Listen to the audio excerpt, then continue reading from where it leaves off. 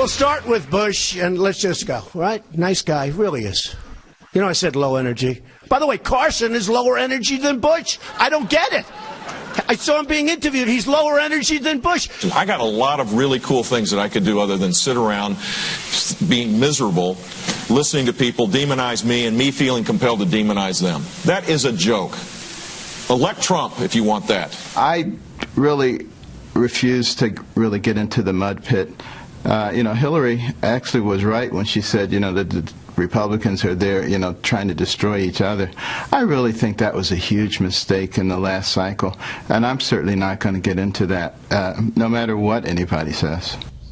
Not getting in the mud pit. Dr. Ben Carson, well, he is getting into the lead in Iowa. If you take a look at the recent polls, there are 4 of them now where Ben Carson leads in Iowa, and you can see the different numbers that he leads by over Donald Trump. Here's the Real Clear Politics average of polls, the recent polls in Iowa, and there you see the breakdown. And then the national average is different. Trump still leads on the polls across the board nationally, and you can see everyone behind Carson, a distance between those 2 front runners. Let's bring in our panel. Juan Williams, columnist with The Hill, editor-in-chief of LifeZette, Laura Ingraham, and syndicated columnist Charles Krauthammer.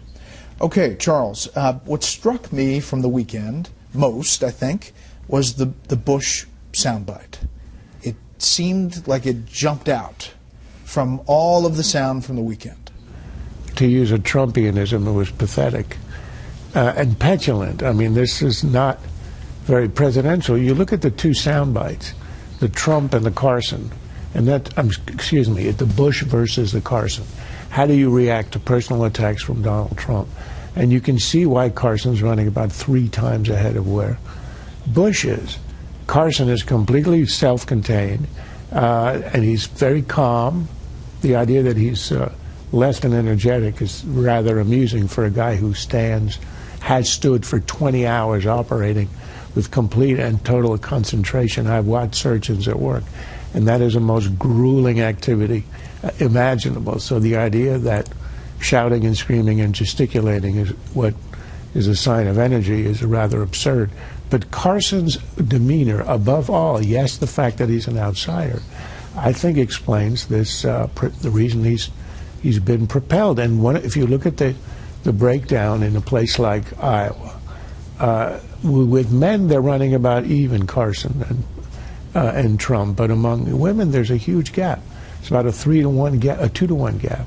And I think in some sense, people have a sense that if you want to go for an outsider, you might want to try the calm one. Laura. In South Carolina, Trump's at 40. In New Hampshire, he's at 38. I think he's leading Carson by double digits, maybe even 20% in South Carolina. Iowa clearly doesn't look like it's Trump's place. But you're right about the Jeb comment, because when you think back about the demeaning comments in politics, not demeaning, or difficult attacks, I mean, it's a primary. People are going to be arguing and going back and forth. Politics is a blood sport. It's not pleasant sometimes.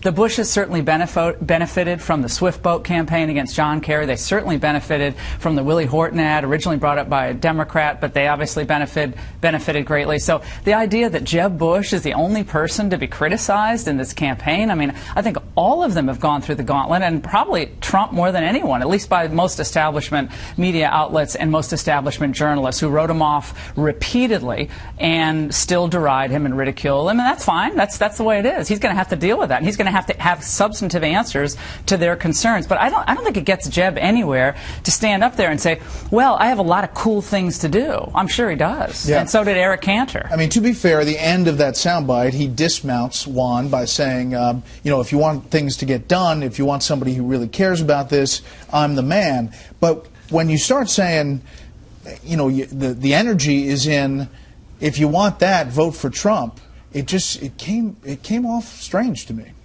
Well, I think he's having a tough time. I mean, look, there's just no getting away from it. I think a lot of us in the Washington political circle have stayed off of Jeb Bush on the thought that, look, he has a ton of money. That super PAC is loaded right now. He's going to put ads up on the air in Iowa and New Hampshire in the short run, telling his story. He wants to focus on national security and really force people to deal with the question, do you really want to trust Trump with the bomb. It's somebody who can be quick to anger and the like. So he's going to, remember, Hillary Clinton did that with Barack Obama. You know, who do you want to wake up at 3 o'clock in the morning if the world's in danger? That's going to be his pitch. He went home this weekend, and as Trump derided him for, had mom, dad, and the big brother, or little brother, this is little brother, right? You know, speaking up for him, helping him to raise money. And Trump said mommy and daddy. Right. So, you know, in that case, again, though, don't think that the Bush network is anything to be snickered at, even by Donald Trump. But I one last thought here. That despite all that, he's nowhere in the polls. You put up the polls earlier, Bret. I think he's running about 7%. It's unbelievable. Yeah, at best. The worst element of the Bush response is when he said, people demonizing me and me feeling compelled to demonize them. Well, who's compelling you? Is he saying that I'm being pushed by my advisors? This is beneath me. I don't do stuff like this. I'm a Bush. I mean, either you do what you want to do or you don't. That's a sign of leadership. So I think it was in some ways inadvertently rather revealing, and it's sort of symbolic of the weakness he's projected. But I will say that we do analyze Jeb Bush and his comments a lot more on something like this. Donald Trump said recently at an event, you know, I don't need this. I can go do my business. No. And we don't, you know, psychoanalyze those comments. Trump is judged by standards that have never been invoked in the history of American politics. And that standard is nobody seems to care about the substance of what he actually says, because 2 days later he's on to some other outrage, and that each cancels the other out. Everybody says, the way people used to say about Biden, oh, it's a Bidenism. There's a Trumpism, well, I'll be amused, we'll have a chuckle, and we'll go on. I want to get to another topic, and that is what's happening in the House. House Speaker, outgoing, John Boehner, has just told reporters that he is getting ready to clean the barn, in his words, which means get rid of some of the most controversial pieces of legislation, including the raising the debt ceiling, in a deal that is in the works. And Laura, I think it's going to be fast moving here once it moves through. Right, heaven forbid, actually, that people have time to look at this. I mean, this is all, if I read one more time, a closed-door session. I mean, when it's a bipartisan closed-door session, usually you have to, you know, grab your wallet and make sure it's still there.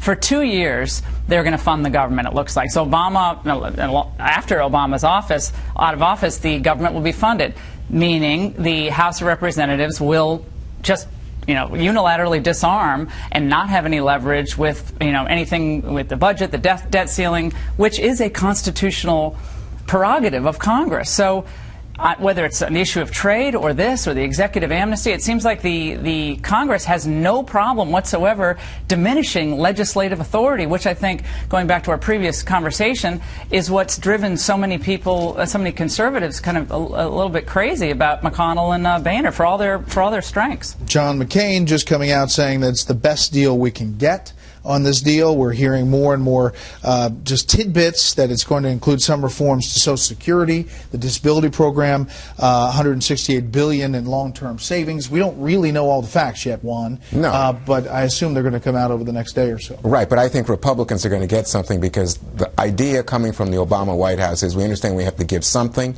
to make sure that Boehner can defend it against the kind of charges that you just heard from Laura.